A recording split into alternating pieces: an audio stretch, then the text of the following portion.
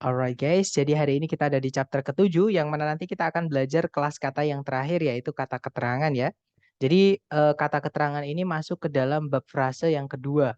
Kemarin kita sudah belajar bab frase yang pertama yaitu penggunaan kelas kata-kata sifat atau adjektif yang mana tempatnya adalah di biasanya ya, tempatnya adalah di sebelumnya kata benda yang dijelaskan atau dia bisa berdiri tanpa kata benda letaknya nanti di setelah kata kerja atau setelah predikat.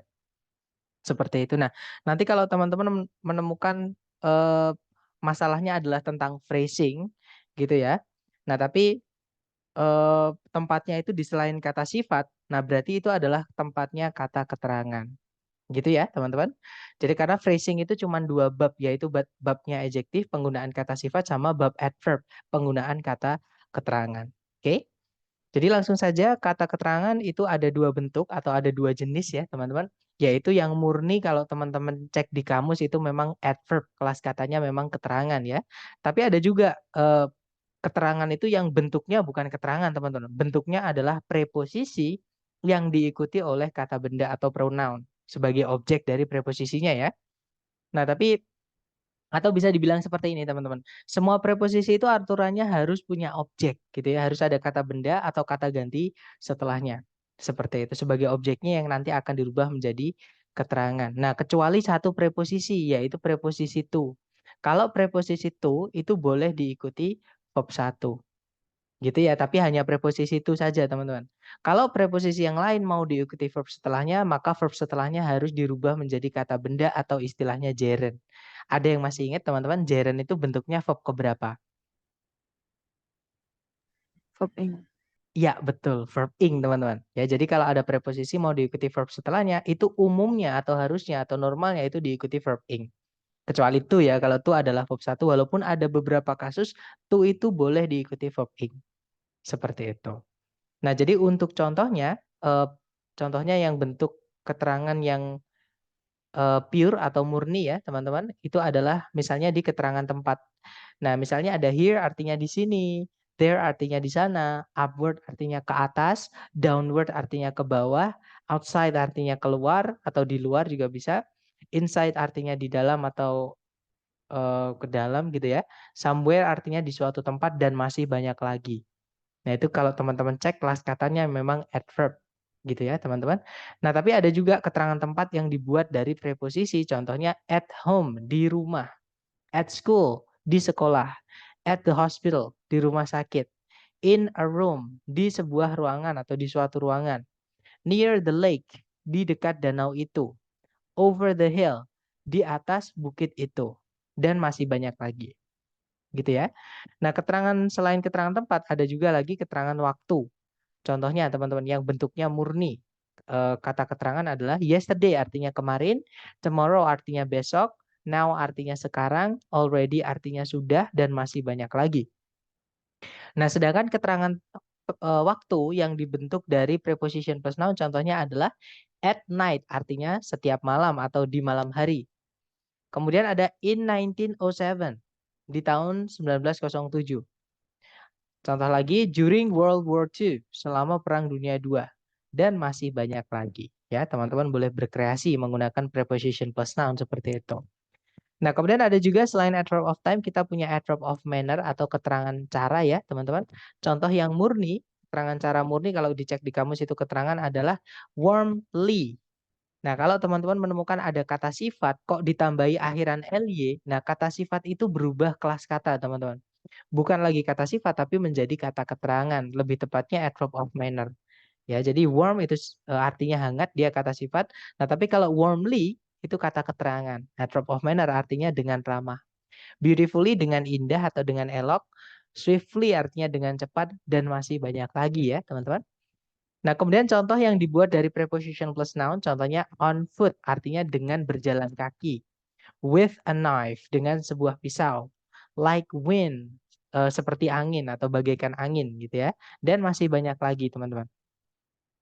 Berikutnya ada adverb of probability, contohnya ada pure, sorry yang pure yang bentuknya pure contohnya ada likely maksud saya, artinya mungkin, definitely artinya pasti, unlikely artinya tidak mungkin, dan masih banyak lagi yang artinya termasuk ke adverb of probability berarti itu miliknya sini ya.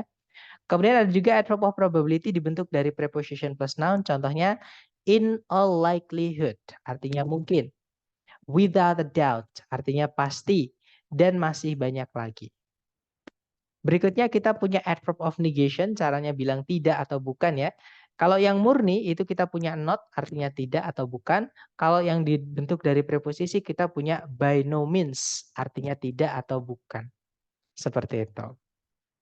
Berikutnya ada adverb of degree atau intensity, jadi keterangan tingkatan atau intensitas. Nah, untuk yang bentuknya asli keterangan itu kita punya very artinya sangat, fairly artinya agak, sama kayak rather ya teman-teman. Kemudian ada more artinya lebih, most artinya paling. Nah, kalau most yang artinya paling itu biasanya sebelumnya ada the atau teman-temannya the teman-teman. Tapi yang paling umum adalah the gitu ya, jadi the most itu artinya paling. Kemudian ada enough, artinya cukup, dan masih banyak lagi. Nah, kemudian yang dibentuk dari preposition plus noun, contohnya kita punya to a high degree, artinya sangat. To some extent, artinya agak. Dan masih banyak lagi, teman-teman. Kemudian berikutnya ada adverb of frequency. Ya, yang contoh murninya, yang memang keterangan kita punya never, artinya tidak pernah. Rarely, seldom, barely, apalagi teman-teman. Hardly, itu artinya jarang. Sometimes artinya kadang-kadang. Usually artinya biasanya. Always artinya selalu. Dan masih banyak lagi. Gitu ya. Kemudian ada juga yang dibentuk dari preposition plus noun. Contohnya on a regular basis. Artinya biasanya atau kesehariannya gitu ya. Atau sehari-harinya gitu. Kemudian from time to time. Artinya dari waktu ke waktu atau kadang-kadang. Dan masih banyak lagi. Nah, itu tadi adalah contoh-contoh jenis adverb ya. Tentunya masih ada lagi teman-teman adverb selain yang kita sebutkan tadi karena keterangan itu ada banyak sekali dan bahkan ada yang memang belum punya nama ya. Memang banyak sekali keterangan itu teman-teman. Nah, intinya adalah tempatnya keterangan itu yang saya sampaikan kemarin ya, itu selain tempatnya kata sifat. Nah, jadi keterangan ini di dalam kalimat dia bisa menjelaskan predikat ataupun selain predikat. Nah, kita bahas dulu tempatnya ketika dia menjelaskan predikat. Sebelum teman-teman memahami tempatnya adverb di dalam predikat ketika dia menjelaskan predikatnya, maka teman-teman harus kenali dulu predikatnya itu berupa apa. Karena predikat itu nanti ada tiga rupa, teman-teman. Ada tiga kemungkinan. Yang pertama, dia bisa berupa to be yang berdiri sendiri tanpa kata kerja lain. Itu bukan auxiliary ya, itu adalah linking verb, teman-teman. Oke. Kemudian ada juga verb tunggal. Kalau verb tunggal itu verb yang punya arti tapi dia nggak pakai auxiliary. Oke. Dan ada juga predikat yang berupa auxiliary verb. Nah, nanti tempatnya adverb ini beda-beda. Kalau misalkan predikatnya dia to be, ya to be yang berdiri sendiri atau istilahnya linking verb, nanti tempatnya keterangan selalu diletakkan di setelah to be-nya, di setelah auxiliary-nya, teman-teman. Jadi to be dulu ya. Maksud saya maaf, bukan auxiliary, maksudnya diletakkan di setelah linking verb. Maaf ya, intinya to be gitu. Jadi to be dulu diikuti keterangan. Contohnya I am here. Saya berada di sini. Jadi here-nya ditaruh di setelahnya am. Gitu ya, teman-teman. Kemudian kalau predikatnya berupa verb tunggal itu verb yang tidak pakai auxiliary tapi dia berdiri sendiri sebagai predikat. Contohnya verb 1, verb SIS dan verb 2. Nah, contoh teman-teman, nanti letaknya dulu ya. Letaknya keterangan itu kalau verbnya itu verb tunggal, boleh di sebelumnya, boleh di setelahnya. Tergantung bentuk keterangan itu sendiri. Contoh teman-teman, I always come on time. Saya selalu datang tepat waktu. Nah, kalau teman-teman lihat, di situ predikat come, itu kan verb 1 ya, diikuti oleh keterangan always, sama keterangan on time. Nah, jadi boleh di sebelumnya, boleh di setelahnya. Gitu ya, teman-teman.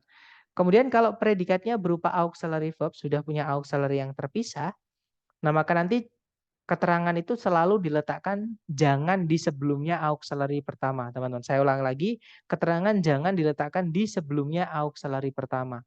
Ya, kalau secara grammar itu salah. Secara grammar ya, walaupun masih bisa dipahami, sebenarnya grammar itu nggak terlalu penting kalau dipakai di sehari-hari, teman-teman. Misalkan teman-teman ngomong bahasa Inggris sama teman sendiri, grammar salah itu nggak masalah. Nah, masalahnya adalah teman-teman sedang berhadapan dengan TOEFL, yang mana pembentukan kalimat baku seperti itu. Jadi harus mengikuti aturan bakunya, gitu ya. Jadi aturan bakunya adalah keterangan itu tidak diletakkan di sebelum auxiliary yang paling depan atau auxiliary yang pertama. Nah, terus diletakkannya di mana? Diletakkannya adalah di setelah auxiliary pertama boleh, di setelah auxiliary kedua itu juga boleh walaupun tidak biasa ya, teman-teman. Di setelahnya kata kerjanya pun juga nggak apa-apa. Gitu ya. Yang pasti jangan diletakkan di sebelum auxiliary pertama atau di setelahnya subjek. Nah, contohnya seperti ini, teman-teman. The world is slowly changing. Nah, ini kalau teman-teman lihat ada predikat is changing. Di situ dijelaskan oleh kata keterangan atau adverb slowly. Yang mana slowly ini jangan diletakkan di sebelum is, teman-teman. Ya, tapi diletakkan setelahnya is. Atau di setelahnya changing juga nggak apa-apa. Jadi kita bisa bilang the world is slowly changing atau the world is changing slowly. Gitu ya, artinya sama teman-teman. Dunia ini sedang berputar dengan perlahan atau dunia ini dengan perlahan sedang berputar. Seperti itu. Gitu ya.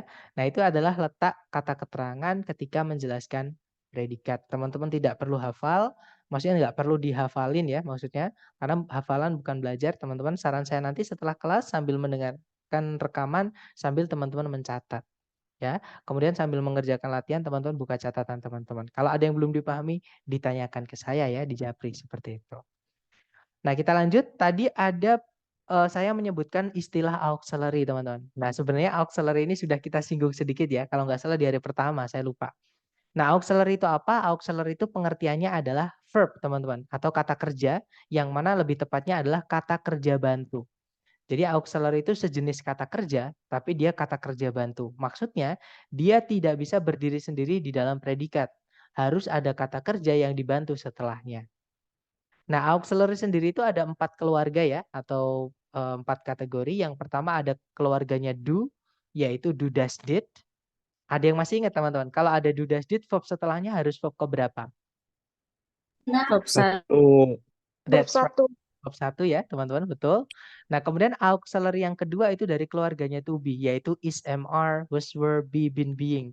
Nah, kalau to be setelahnya verb keberapa, teman-teman?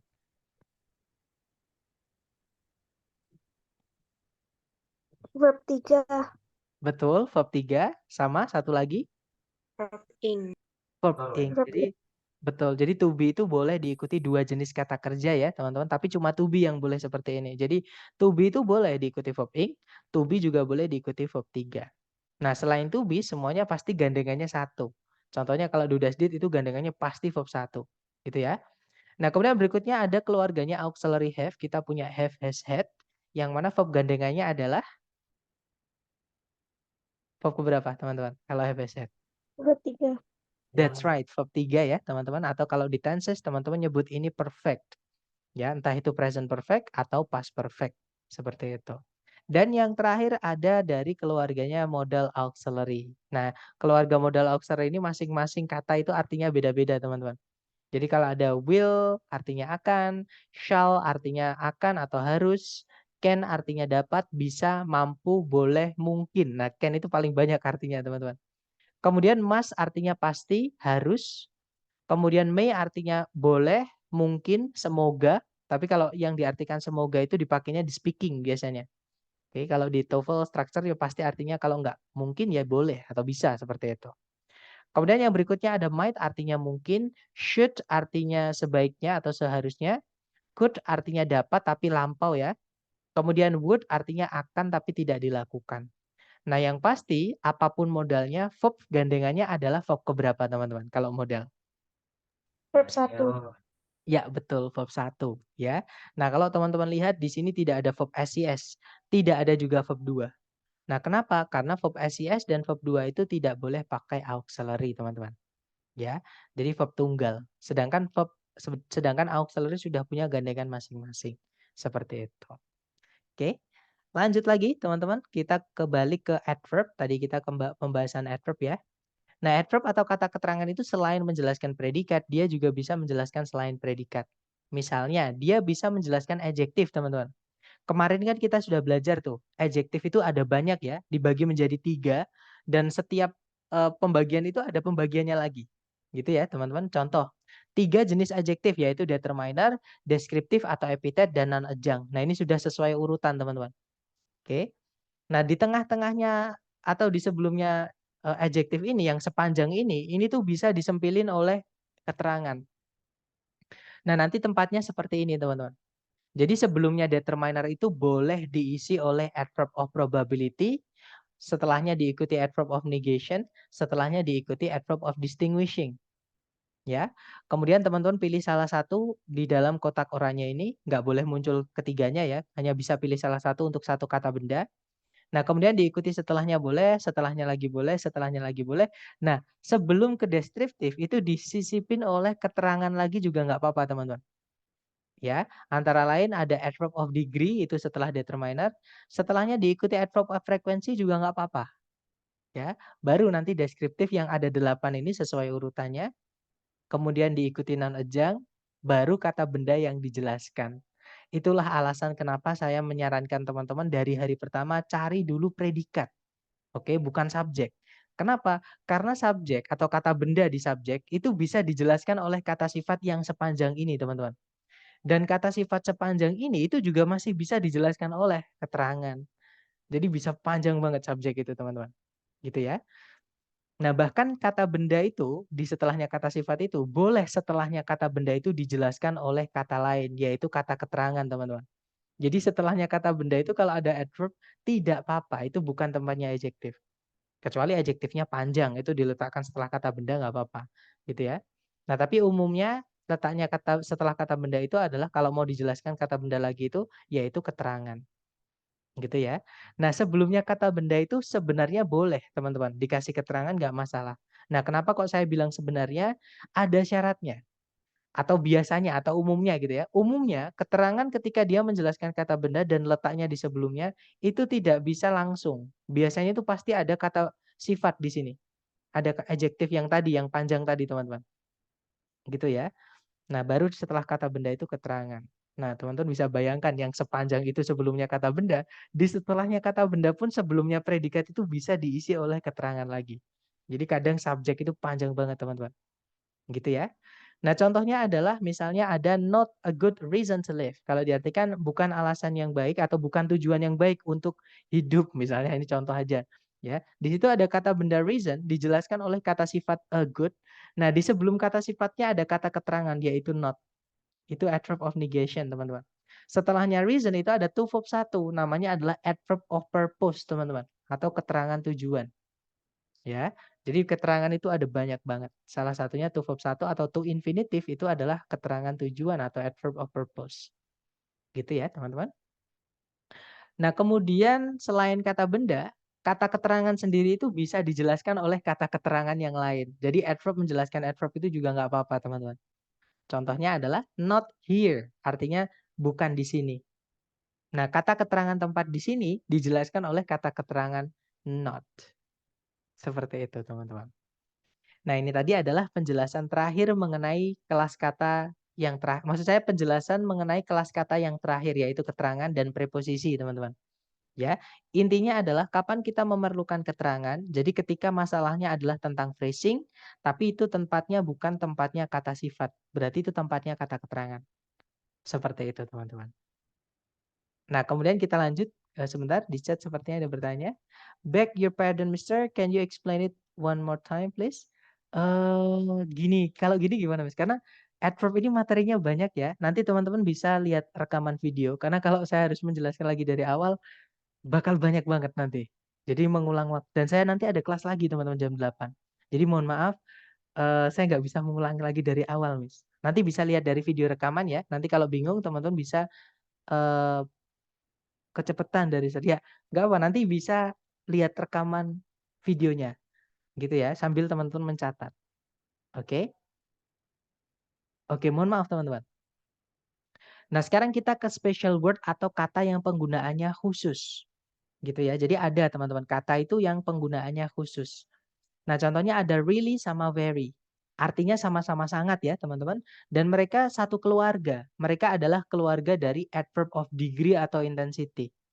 Oke. Nah, tapi ada perbedaan penggunaan, lebih tepatnya di very-nya, teman-teman. Very ini kata yang unik, walaupun dia keterangan, tapi dia tidak bisa menjelaskan kata kerja.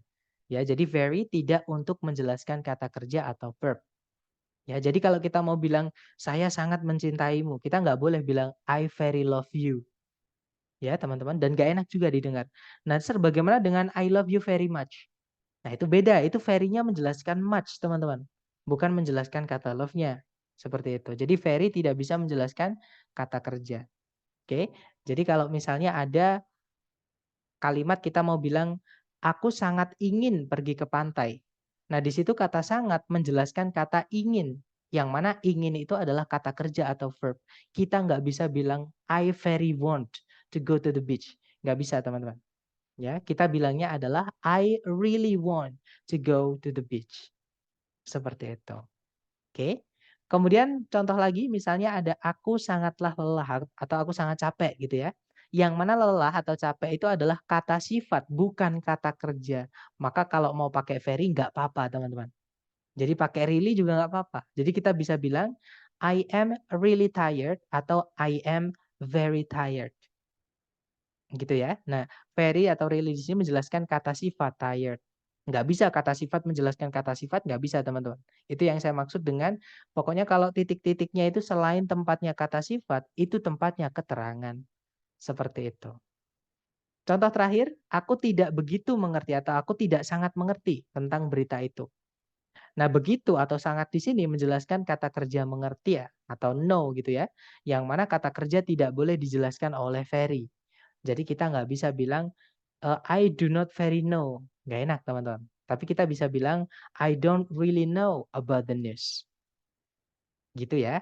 Nah itu adalah keunikan dari kata kerja very. Dia tidak bisa menjelaskan verb. Walaupun very itu juga keluarganya adverb teman-teman. Seperti itu.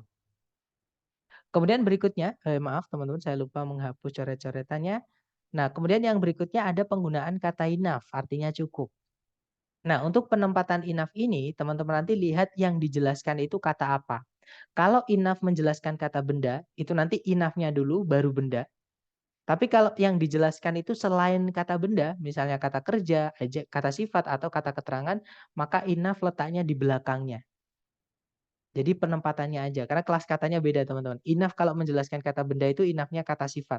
Tapi kalau enough menjelaskan kata kerja, kata sifat, atau kata keterangan, enough itu adalah kata keterangan atau adverb. Seperti itu. Jadi tempatnya juga beda. Contoh ya teman-teman, aku tidak punya cukup uang untuk membeli mobil itu. Kata cukup di sini menjelaskan kata uang. Nah uang itu kata benda. Berarti nanti kalau ditranslate enough-nya dulu baru money teman-teman. Jadi enough money, bukan money enough ya. Jadi ini kalau ditranslate satu kalimat utuh, I don't have enough money to buy the car. Seperti itu. Karena money kata benda ya. Jadi enough dulu baru kata benda.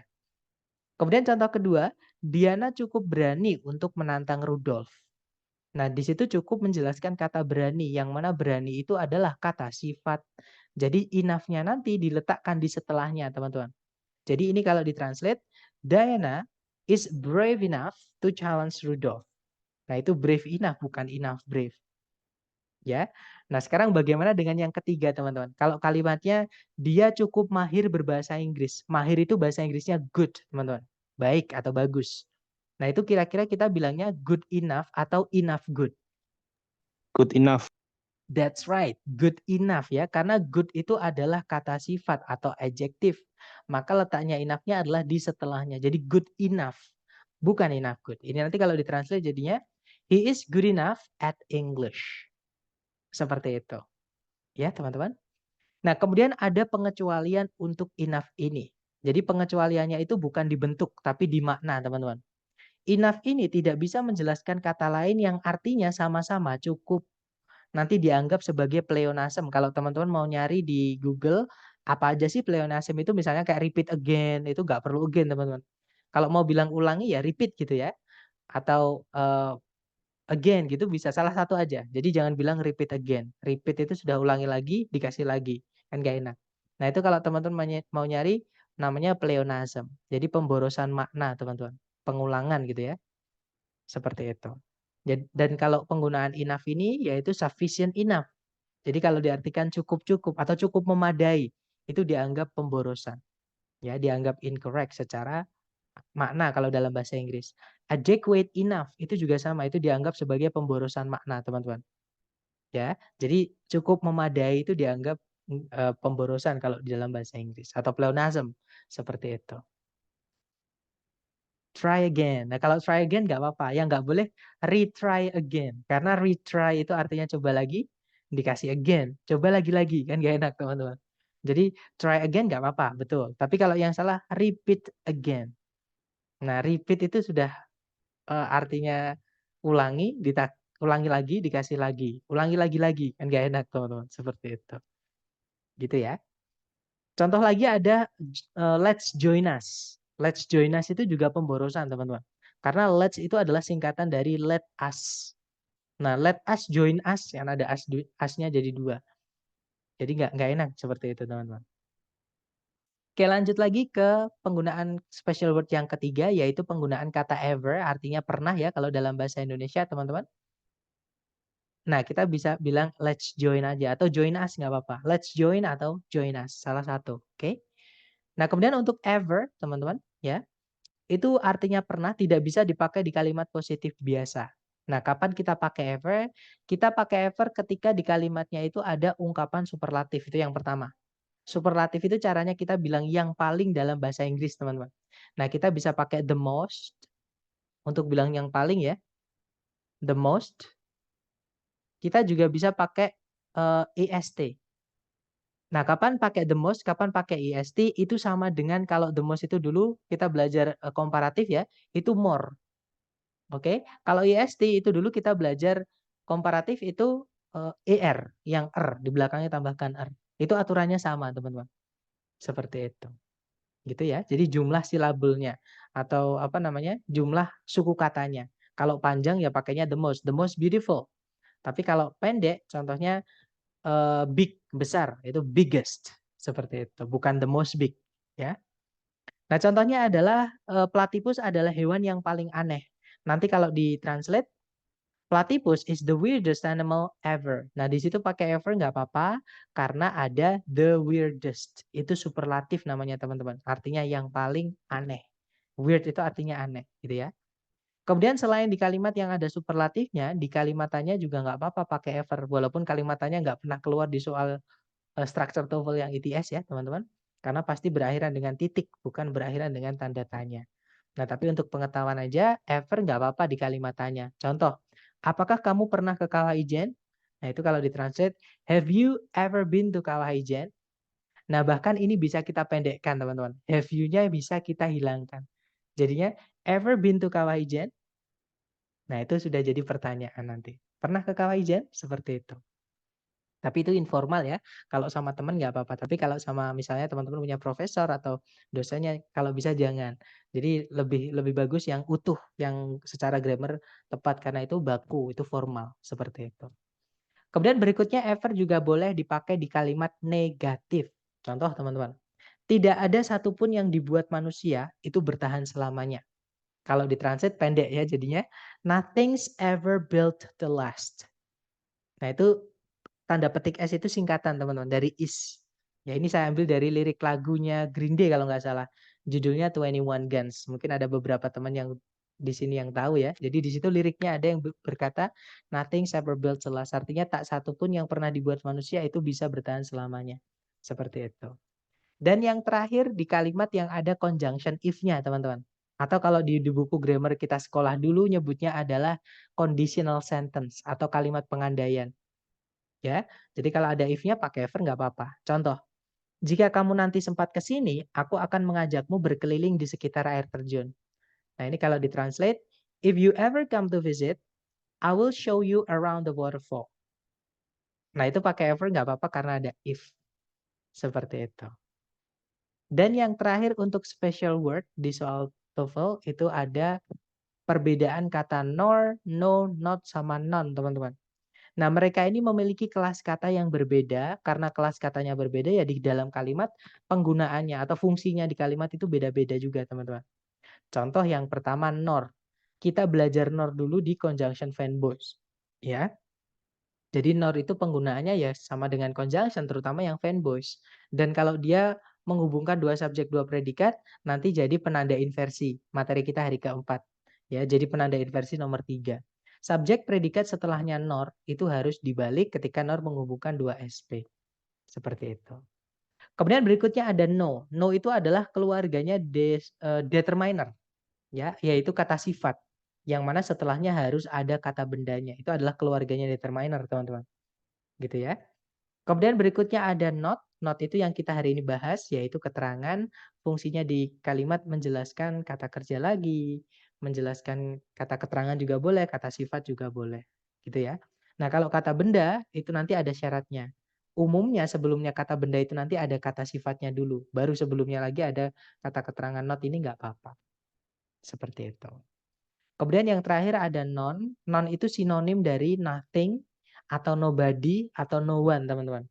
Artinya adalah tak seorang pun atau tak satu pun atau tak ada gitu ya. Yang mana kelas katanya adalah maksud saya pronoun, maaf. Kata ganti, maaf teman-teman. Ya, jadi non itu adalah pronoun atau kata ganti. Seperti itu. Nah, itu tadi adalah materi kita hari ini untuk contoh soalnya ya. Kurang lebih seperti ini teman-teman. Jadi penerapan adverb di dalam soal structured TOEFL itu kurang lebih seperti ini. Caranya sama. Teman-teman cari dulu predikat. Kalau ditarik dari depan ke belakang, di situ ada kata store, artinya menyimpan. Ya, makanya di HP-nya teman-teman itu ada namanya storage. Itu artinya penyimpanan. Ya, jadi store di sini bukan artinya toko teman-teman. Karena kalau store yang artinya toko itu kata benda, bukan kata kerja gitu ya. Nah, subjeknya store di sini adalah brain cells, artinya sel-sel otak. Nah, kemudian kalau teman-teman cek ke belakang lagi, itu ada is, auxiliary verb-nya adalah understood. Ya, ada predikat lagi, subjeknya di depan sendiri yaitu the mechanism. Nah, itu dihubungkan oleh conjunction by which. Nah, berarti kalimat sudah lengkap, subjek, conjunction subjek predikat, predikat. Tidak ada masalah dengan sentencing. Berarti masalahnya adalah dengan phrasing, teman-teman. Nah, kalau sudah masalah phrasing, maka teman-teman harus lihat titik-titik berada di bagian kalimat apa. Nah, di situ titik-titik ternyata diimpit oleh auxiliary verb. Itu tidak mungkin tempatnya adjective. Ya. Berarti itu kemungkinan antara dua. Kalau enggak auxiliary ya kata keterangan. Karena yang bisa menjelaskan predikat itu cuma dua, teman-teman. Ya, yang pertama auxiliary, yang kedua adalah keterangan. Nah, kalau teman-teman lihat ABCD itu enggak ada sama sekali keluarga auxiliary. Yang ada hanyalah keterangan. Ya, dan saya lihat di chat teman-teman menjawab Charlie. Ya, betul teman-teman. Jawabannya adalah yang Charlie. Ya. Nah, nanti kalau dibaca, the mechanism by which brain cells store memories is not clearly understood. Gitu ya. Biasanya is not itu kalau disingkat jadinya isn't. Seperti itu. Nanti kalau diartikan, mekanisme bagaimana sel-sel otak menyimpan ingatan tidaklah dipahami dengan jelas. Kalau diartikan seperti itu. Oke, kalau yang alfa itu kata ganti tidak tepat kalau dimasukkan ke sini. Yang bravo no itu adalah kata sifat yang harus ada kata benda setelahnya. Sedangkan setelah titik-titik nggak ada kata benda sama sekali. Kalau yang delta nor harus menghubungkan dua yang sama ya. Entah itu subjek predikat ataupun selain subjek predikat. Tapi itu sebelum dan setelahnya beda teman-teman. Jadi nggak bisa ya. Jawabannya adalah yang Charlie. Oke, lanjut lagi ke contoh nomor 2. Caranya sama, cari predikat dulu. Di situ ada are, predikatnya ya. Subjeknya adalah amubas. Kemudian tidak ada kata kerja lagi, teman-teman, sebagai predikat. Juga tidak ada conjunction yang menghubungkan dua subjek, dua predikat. Nah, berarti kalimat sudah lengkap. Nggak ada masalah dengan sentencing. Masalahnya adalah dengan phrasing. Dan kalau saya lihat teman-teman menjawab alfa, ya betul. Jawabannya adalah yang alfa, teman-teman. Oke, kenapa? Karena titik-titik di situ berada di setelahnya to be. Nah, kalau linking verb berdiri sendiri ini dia berarti predikat buat syarat aja, teman-teman. Dia tidak terikat dengan apapun. Ya, alias bisa disebut predikat pendek gitulah. Nah, berarti di situ titik-titik itu menjelaskan kata setelahnya yaitu kata small. Artinya kecil, dia adalah kata sifat. Yang bisa menjelaskan kata sifat hanyalah kata keterangan. Nah, di pilihan ABCD yang kata keterangan cuman yang alfa, teman-teman. Oke, nah nanti kalau dibaca amobas are too small to be seen without a microscope. Amoeba itu terlalu kecil untuk dilihat tanpa sebuah mikroskop. Seperti itu. Oke, itu maksudnya kemana? Itu adverb of degree, teman-teman. Jadi adverb of degree. Misalkan kalau teman-teman ragu dengan kelas kata seperti biasa ya, karena memang kata itu cara melihatnya satu-satunya yang akurat itu di kamus, teman-teman. Jadi teman-teman nanti lihat di kamus, kita cari kata to. Nah, to itu kelas katanya adalah adverb, teman-teman. Seperti itu. Gitu ya. Nah, kalau ada pertanyaan juga, kalau pilihan yang lain itu kelas katanya apa? Oke, teman-teman, sebentar. Kita kembali ke PPT dulu. Nah, kalau yang Bravo jelas ya itu Feinbosch conjunction, teman-teman. Menghubungkan dua yang sama, sedangkan sebelum dan setelahnya berbeda, nggak bisa. Kalau yang Charlie sebenarnya so-nya itu adalah kata keterangan. So-nya ya, teman-teman. Nah, tapi ada kata var, itu kata sifat. Nah, kata keterangan so ini menjelaskan kata sifat var. Nah, kata sifat tidak bisa menjelaskan kata sifat lagi. Jadi yang Charlie itu salahnya karena ada var, ada tambahan. Sudah lengkap lah, bisa dibilang seperti itu. Adverb sama adjektifnya. Nah, kalau yang delta, kalau teman-teman menemukan as diikuti kata sifat atau kata keterangan, diapit lagi sama as, itu dianggap satu kata, teman-teman. Ya, nanti kelas katanya bisa jadi conjunction, bisa jadi preposition. Nah, kalau kita anggap sebagai conjunction, itu salah karena subjek predikat setelahnya nggak ada. Ya, kalau kita anggap preposisi, preposisi itu setelahnya harus ada kata benda sampai nabrak preposisi lain. Sedangkan small itu bukan kata benda, teman-teman. Oke, berarti delta nggak bisa. Oke. Kemudian ada pertanyaan lagi, kalau pilihannya hanya to dan so, bagaimana Sir? Tidak mungkin, teman-teman. Ada dua pilihan yang sama. Tapi kalau misalkan misalkan ya diprediksi, teman-teman anggap aja, walaupun kalau di TOEFL yang asli dari ITS itu nggak mungkin. Kalau diprediksi kemungkinan, ya.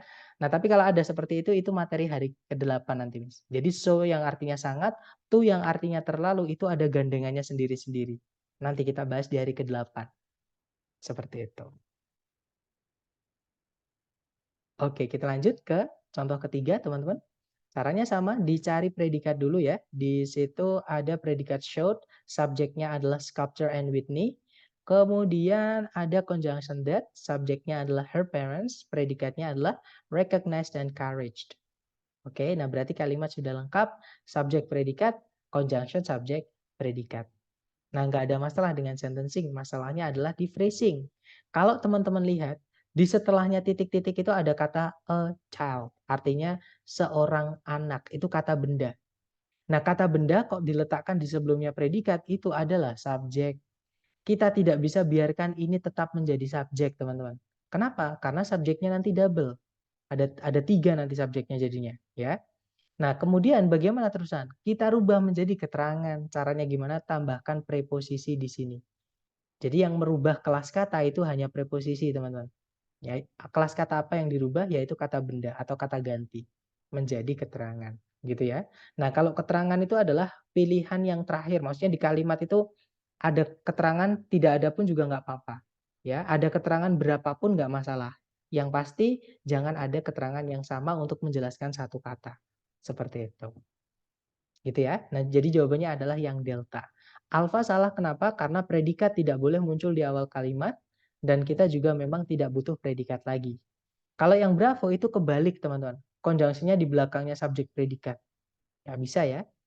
Kemudian kalau yang Charlie ada subjek, ada predikat lagi tapi tidak ada conjunction. Jadi Charlie nggak bisa. Oke.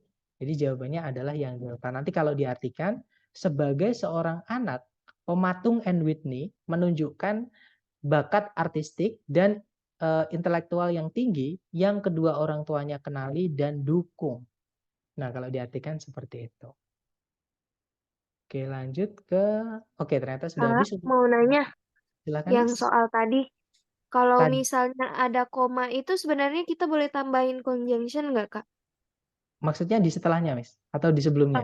Ini kan jadi itu bisa bisa C nggak, Kak? Misalnya kalau ada koma itu tanpa conjunction bisa nggak kalimat itu ada gitu? Nah, ini saya pertanyaannya belum paham, Miss. Maksudnya konjungsinya di mana? Maksudnya? Jadi kan di kalimat itu nggak ada conjunction, namun ada koma. Jadi koma itu sebagai penghubung gitu. Oh, Bisa maksud nggak? Sir? pertanyaannya gini ya, apakah koma itu bisa dianggap sebagai conjunction? Betul, Miss? Iya benar. Jawabannya tidak bisa, Miss. Jadi bukan fungsinya koma, teman-teman. Tapi memang ada tanda baca yang teman-teman kalau nemu itu anggap sebagai conjunction ya, yaitu tanda baca semicolon atau titik koma. Nah, titik koma itu kalau di dalam kalimat, satu kalimat itu dianggap sebagai ini ya, teman-teman saya tulis pakai ini aja sebentar. Itu dianggap sebagai conjunction. Jadi kalau teman-teman menemukan tanda ini, ya itu adalah conjunction. Seperti itu. Nah, betul Miss Damar. Seperti yang saya sampaikan di video pembahasan untuk latihan soal di Google Drive yang hari kedua, teman-teman. Yang levelnya sulit ya, yang di Google Drive. Nah, pembahasannya itu ada di YouTube. Seperti itu. Jadi kalau tanda titik koma itu adalah conjunction. Seperti itu. Mungkin ada pertanyaan lagi? Silakan.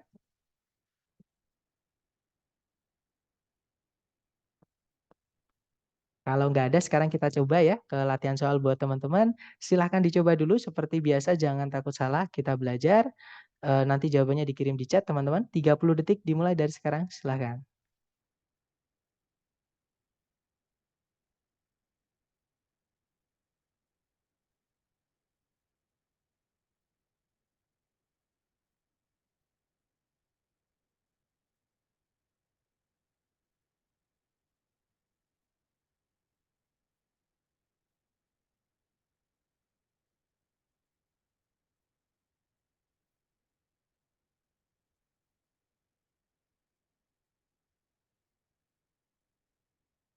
Oke, 30 detik sudah habis dan saya lihat ada jawaban Alfa dan juga Charlie, teman-teman. Oke, mari kita cek bersama. Seperti biasa kita cari predikat dulu di soal. Di situ kalau ditarik dari depan ke belakang ada predikat work ya, itu verb 1, teman-teman. Subjeknya ada 3, yaitu the helicase, the DNA, sama the primase. Nah, tapi kalau the primus ya, kalau teman-teman menemukan ada 3 dihubungkan sama conjunction Venn-Bosch dan ada komanya 2, dianggap satu aja. Satu kesatuan itu satu subjek gitu ya. Nah, jadi sudah lengkap, ada subjek, ada predikat. Nggak ada masalah dengan sentencing. Berarti masalahnya adalah di phrasing. Titik-titik di situ itu adalah apa namanya? Jatuh di setelah kata kerja yang tidak butuh objek. Ya, teman-teman, yaitu work, artinya bekerja, tidak butuh objek. Nah, maka setelahnya jangan diisi objek, tapi diisi keterangan. Kita cek satu-satu ya. Di situ yang alfa ada preposisi us, tapi tidak ada kata benda setelahnya, tidak bisa teman-teman, karena penggunaan preposisi itu setelahnya harus diikuti objek. Entah dibuat dari keterangan, maksud saya entah dibuat dari kata benda ataupun kata ganti. Jadi yang alfa salah. Kalau yang bravo di situ ada n tiba-tiba, padahal setelahnya ada verb ing, sebelumnya nggak ada verb ing. Bravo nggak bisa. Kalau yang Charlie collectively itu adalah keterangan ya, ada li, ada ifli seperti ini adalah keterangan. Kita tahan dulu. Kalau yang delta ada conjunction. Kita nggak butuh conjunction kalau subjek predikat cuma satu. Dan conjunction itu nggak akan pernah muncul di akhir kalimat, teman-teman. Oke, kalau preposisi masih kemungkinan bisa. Tapi kalau conjunction itu nggak mungkin bisa. Seperti itu. Jadi delta nggak bisa ya. Nah, jawabannya adalah yang Charlie. Nanti kalau dibaca, in DNA replication, the helicase, the DNA polymerase, and the primase work collectively. Collectively itu sinonim dari kata together. Nanti kalau diartikan, dalam replikasi DNA, helicase, DNA polymerase, dan primase itu bekerja secara kolektif atau secara bersama-sama. Seperti itu. Contoh preposisi di akhir kalimat seperti apa misalnya? Nanti kita bahas di hari ke-10, teman-teman. Karena penghilangan subjek dan penghilangan objek yang harusnya ada, itu nanti kita bahas di hari ke-10. Ya. Kemarin saya masih ingat ada yang bertanya, "Sir, ada conjunction yang setelahnya itu subjeknya hilang." Nah, itu sebenarnya bukan hilang. Nanti kita bahas di hari ke-10. Itu ada sambungan juga dengan preposisi itu bisa ditaruh di akhir kalimat, teman-teman. Gitu ya. Atau saya kasih contoh dulu lah. Misalnya kita mau bilang saya tidak tahu eh, apa yang kamu takutkan gitu misalnya. Kita bilangnya sorry besar banget ya teman-teman. Saya kecilkan dulu. Oke. Misalkan kalau saya bilang tadi ya, saya tidak tahu apa yang kamu takutkan. I do not know atau I do not understand boleh. What you are afraid of. Sorry, jangan tanda, karena itu kalimat. Nah, kalau teman-teman lihat di sebelum titik ada kata of. Of itu kalau teman-teman cek di kamus, kelas katanya adalah preposisi. Ini adalah contoh kalimat yang menggunakan preposisi di akhirnya. Seperti itu. Tapi untuk penjelasannya nanti teman-teman, ya di hari ke-10. Seperti itu. Oke, lanjut ya ke nomor berikutnya. Silahkan dicoba dulu 30 detik dimulai dari sekarang, monggo teman-teman.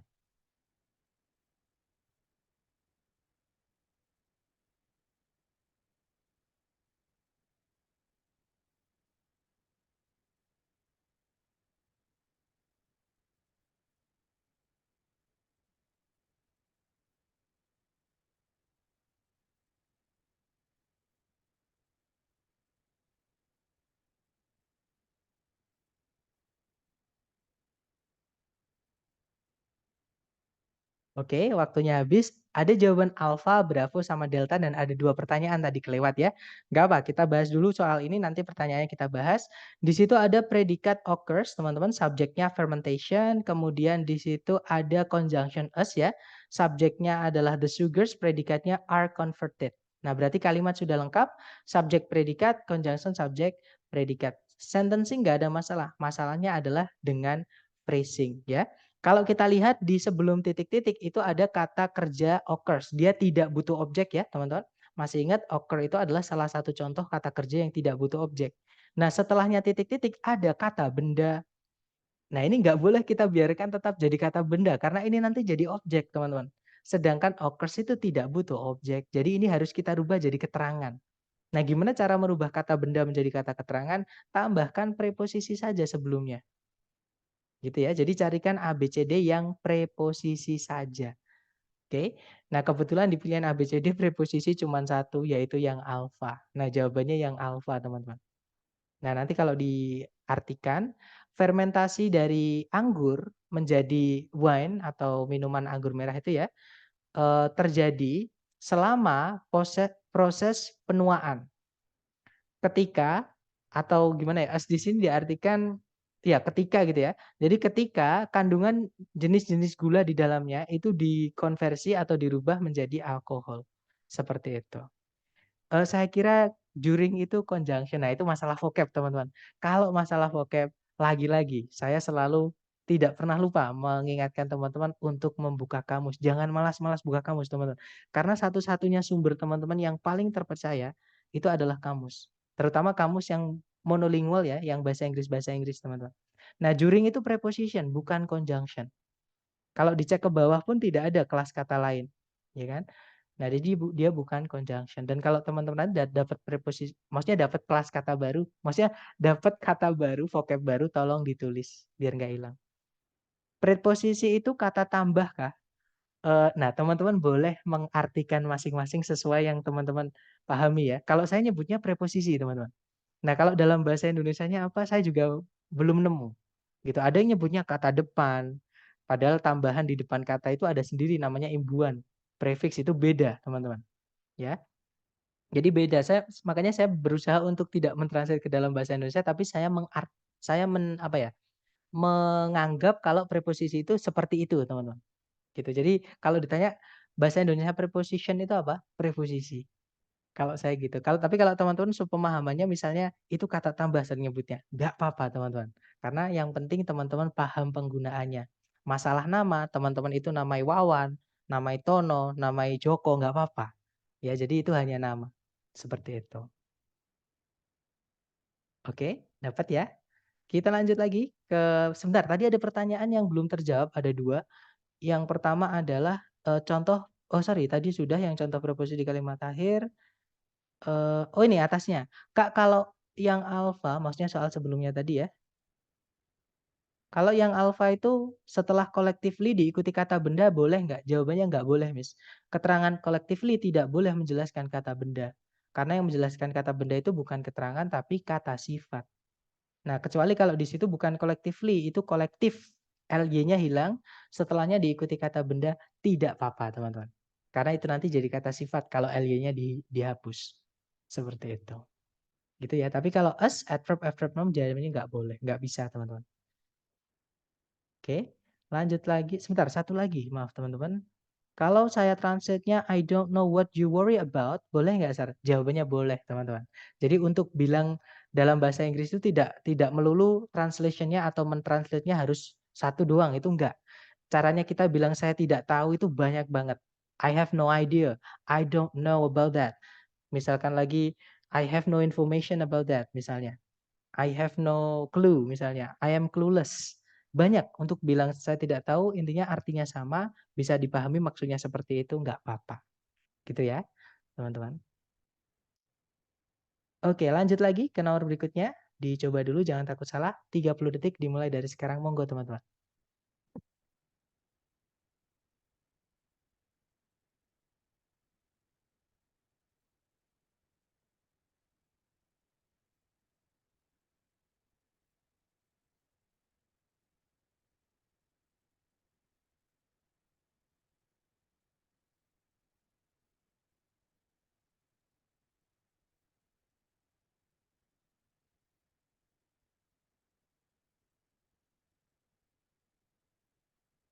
Oke, waktunya habis teman-teman. Ada jawaban alfa, ada jawaban bravo, sampai ada yang jarinya terpleset memencet S ya. Tapi yang saya lihat di keyboard S itu paling dekat dengan alfa teman-teman. Berarti maksudnya alfa gitu ya. Jadi ada jawaban alfa, ada jawaban bravo. Oke, nice. Kita cek bersama teman-teman. Seperti biasa cari predikat dulu. Di situ ada have, subjeknya adalah honeybees. Kemudian ada conjunction, yaitu what, yang mana dia sekaligus menjadi subjek teman-teman. Predikatnya adalah is required. Nah, berarti kalimat sudah lengkap ya. Subjek predikat, conjunction subjek predikat. Nah, untuk conjunction yang bisa merangkap sekaligus menjadi subjek seperti ini, kita bahas di hari ke-10. Ya, teman-teman, kalau sementara yang teman-teman pahami gini aja. Kalau ada conjunction di soal, kok langsung diikuti predikat, berarti conjunction itu merangkap sekaligus menjadi subjek. Gitu ya. Karena subjek itu nggak boleh hilang kalau ada predikat. Ya, jadi itu sebenarnya bukan hilang tapi jadi satu sama conjunction. Seperti itu. Ya, what, who ada lagi nanti di hari ke-10, teman-teman. Nah, nanti berarti di sini sentencing nggak ada masalah ya. Berarti masalahnya adalah di phrasing, teman-teman. Oke. Nah, kalau teman-teman lihat di pilihan A, B, C, D, kalau teman-teman lihat di titik-titik, itu letaknya di setelah kata benda. Yang mana setelahnya lagi ada keterangan, yaitu in excess. Nah, keterangan itu hanya bisa dijelaskan oleh kata keterangan yang lain, teman-teman. Seperti itu. Jadi di sini hanya bisa diisi oleh kata keterangan. Nah, pilihan A, B, C, D kita analisa satu-satu ya. Nah, kalau as ketemu as seperti ini, dia akan dianggap jadi satu kata, teman-teman. Entah itu preposisi, entah itu conjunction. Nah, kalau kita masukkan preposisi di sini, kata bendanya mana? Kalau kita masukkan conjunction di sini, nanti conjunction-nya ada 2, sedangkan subjek predikat cuma 2. Alpha tidak bisa, teman-teman. Oke. Nah, kalau yang bravo ada preposisi as, belum ada kata benda, nabrak preposisi lagi yaitu in. Bravo nggak bisa, teman-teman. Kalau yang Charlie sama kayak yang bravo, ada preposisi as. Ya, nabrak preposisi in. Jadi harus ada objeknya dulu kalau preposisi, teman-teman. Oke, jadi Charlie bravo nggak bisa. Jawabannya adalah yang delta, teman-teman. Nah, kenapa kok delta, Sar? Bukannya var itu kata sifat. Hati-hati, teman-teman. Beberapa kata sifat itu bisa jadi sekaligus menjadi kata keterangan. Tergantung penggunaannya. Bedanya cuma di penggunaannya. Nah, jadi memang yang saya sampaikan tadi, kadang masalahnya adalah di vocab, teman-teman. Sekarang kita cari kata for. Jadi var itu bisa memiliki kelas kata adverb, ya. Nah, contohnya adalah yang dia menjelaskan kata lain, teman-teman. Kita cari yang var menjelaskan kata lain. Nah, contohnya ini. Bukan itu, teman-teman. Nah, contohnya ini. Mana ya? Sebentar, maaf, teman-teman. Kita cari yang var yang menjelaskan kata lain untuk contohnya.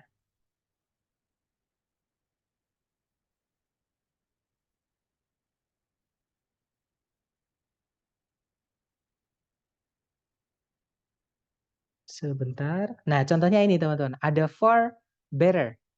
Jauh lebih baik. Gitu ya.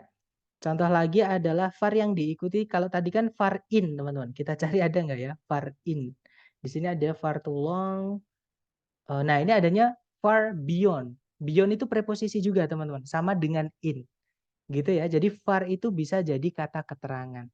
Nah, artinya apa, Mister? Artinya jauh. Sama, teman-teman. Bedanya adalah jauh yang kata sifat itu menjelaskan kata benda.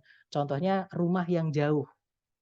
Ya, jadi kita bilangnya far house atau distant house. Gitu ya. Nah, tapi kalau kita bilangnya atau jauh itu misalnya gini. Jauh lebih baik. Nah, jauh itu menjelaskan kata sifat lebih baik. Berarti itu bukan kata sifat jauhnya. Karena kata sifat tidak bisa menjelaskan kata sifat, teman-teman. Ya. Nah, di sini kita bisa membandingkan. Di sini kan far diikuti beyond itu kan preposisi, teman-teman. Ya, kita cari yang far menjelaskan kata benda, berarti far yang kata sifat, teman-teman. Nah, far itu juga bisa jadi kata sifat. Untuk contohnya kalau kita lihat ya, contohnya ini, teman-teman, far distance. Kalau ada CE-nya itu kata benda. In the far distance. Atau kalau teman-teman penasaran itu bisa diklik biasanya. Oh, kalau di internet nggak bisa, teman. Tapi kalau di aplikasinya bisa. Sebentar.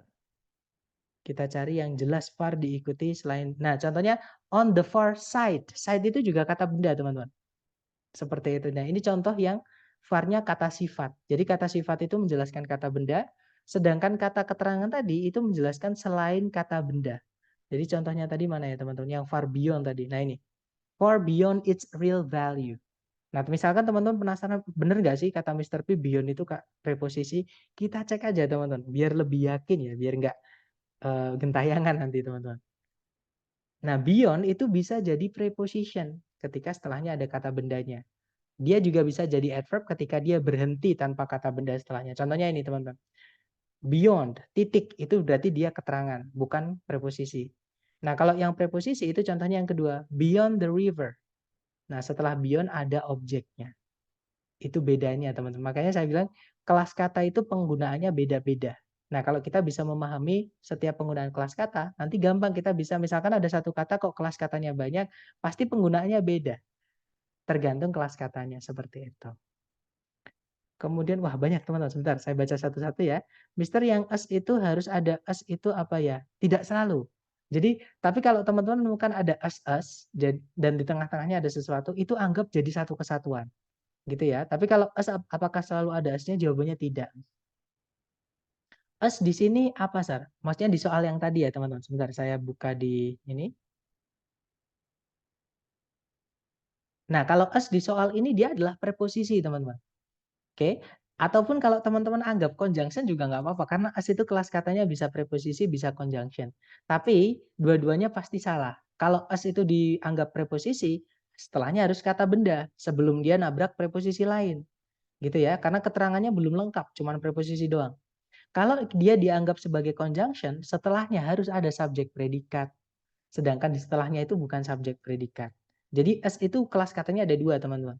Gitu ya, dan kita nggak tahu sampai kita masukkan ke sini seperti itu. Jadi as itu bisa jadi preposisi, bisa jadi conjunction. Kemudian as far as artinya apa, Sir? As far as itu artinya sejauh, teman-teman. Ya, kalau as long as selama. Misalkan lagi as quick as secepat. Misalkan lagi bukan si cepat ya, tapi secepat. Kalau si cepat itu pengantaran barang kayak JNT itu. Sebentar, apalagi misalnya as long as lama, as far as sejauh. Nah, banyaklah gitu ya. Kalau as diikuti kata sifat as, nanti artinya kata sifatnya apa, seperti itu. Kemudian ada as adjektif. As itu positive degree, betul. Kalau di buku itu namanya comparison atau perbandingan yang namanya positive degree, teman-teman. Caranya kita bilang sama dengan atau se tadi. Kalau saya singkatnya adalah se. Secantik gitu. Misalnya Rita itu secantik ibunya. Rita is as beautiful as her mom. Seperti itu. Kapan kita menggunakan kata as far as, Mister? Nah, itu yang saya sampaikan tadi. As far as itu conjunction ataupun preposition. Nah, kapan kita pakai as far as? Ya kita sifati dia sebagai preposisi yang artinya teman-teman, sejauh. Gitu ya. Jadi kalau dia preposisi setelahnya harus ada kata benda. Sedangkan itu nggak ada kata benda, langsung nabrak preposisi lain. Nggak bisa, teman-teman. As far as itu juga bisa jadi conjunction. Gitu ya, sama kayak as long as, sama kayak kita bilang selama. Selama saya hidup, saya akan mencintaimu, misalnya gitu, teman-teman. As long as I live, I will love you. Atau I will love you as long as I live. Itu bisa. As long as itu sama kayak as far as, dia bisa jadi conjunction, bisa jadi preposition. Seperti itu. Jadi kapan kita pakai as far as? Ya kalau kita butuh conjunction atau preposition yang artinya adalah bla bla bla gitu. Misalkan secepat, secantik, semahal, apalagi sejauh dan sebagainya itu. Berarti far itu fleksibel ya, Zara? Betul, dia bisa jadi kata sifat, bisa jadi kata keterangan, tergantung kata yang dijelaskan, teman-teman. Seperti yang saya sampaikan di awal ya, dalam bahasa Inggris itu, teman-teman, kadang satu kata memiliki lebih dari satu arti. Contohnya kata help. Nah, ada yang tahu kata help itu apa aja, teman-teman?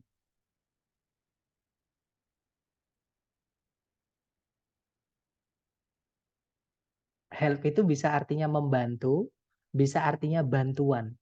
Ada yang tahu bedanya apa? Membantu dan bantuan itu bedanya apa, teman-teman?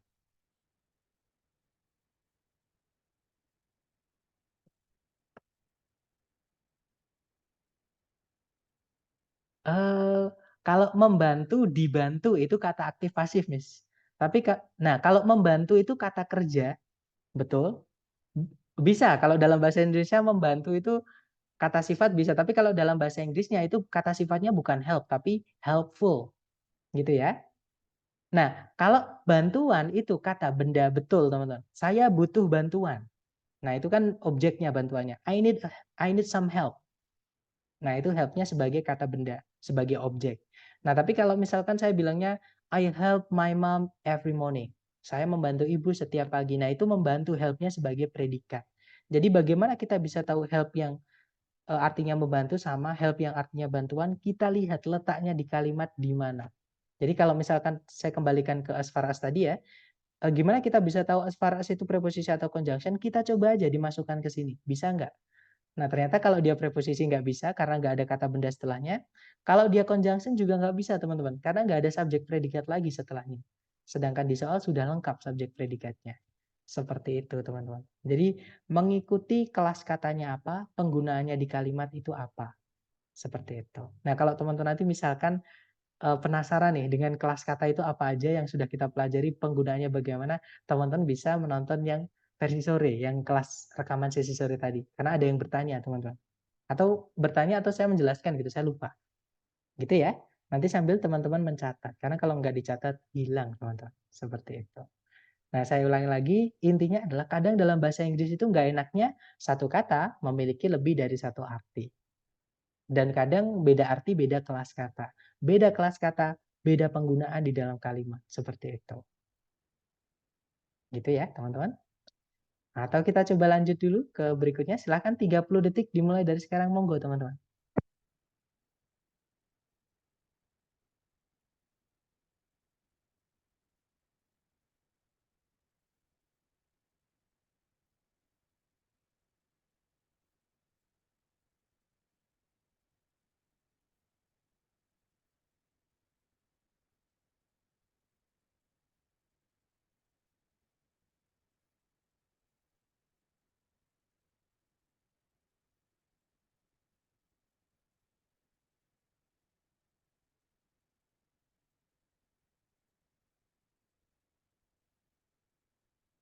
Oke, 30 detik sudah habis. Silahkan jawabannya dikirim di chat, teman-teman.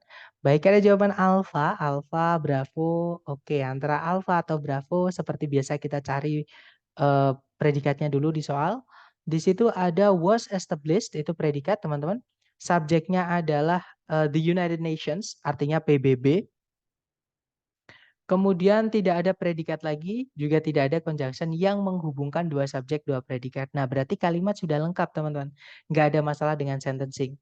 Nah, kalau kita lihat maksud saya ya, di sebelumnya titik-titik itu off, preposisi ya. Preposisi membutuhkan objek. Nah, setelah titik-titik sudah ada objeknya, teman-teman. Objeknya adalah international peace and cooperation. Nah, berarti di sini kita lihat di titik. Ternyata di pilihan A, B, C, D itu kata kerja. Nah, kalau setelah preposisi kita mau masukkan kata kerja itu harus dirubah menjadi gerund. Oke, teman-teman. Nah, gerund atau kata benda itu bentuknya adalah verb ing, teman-teman. Oke, jadi jawabannya adalah yang alpha. Nanti kalau dibaca, in the winter of 1945, at the end of World War II, the United Nations was established with the intention of promoting international peace and cooperation. Kalau diartikan kurang lebih, di musim dingin di tahun 1945, pada akhir Perang Dunia II, PBB itu didirikan dengan maksud untuk mempromosikan atau promote itu maksudnya untuk menjunjung gitu atau mengangkat gitu ya, teman-teman. Mengangkat kedamaian internasional atau perdamaian internasional dan kerjasama internasional. Seperti itu. Nah, jadi jawabannya yang alfa. Setelah preposisi harus diikuti kata benda. Kalau di pilihan gandanya itu kata kerja, cari kata kerja yang bentuknya verb ing karena itu adalah gerund ya. Gerund itu kata kerja yang dirubah menjadi kata benda. Seperti itu. Oke, lanjut lagi ke nomor berikutnya. Oke, ternyata sudah habis, teman-teman. Mungkin ada yang mau ditanyakan dulu sambil saya absen ya. Silahkan kalau ada pertanyaan, teman-teman.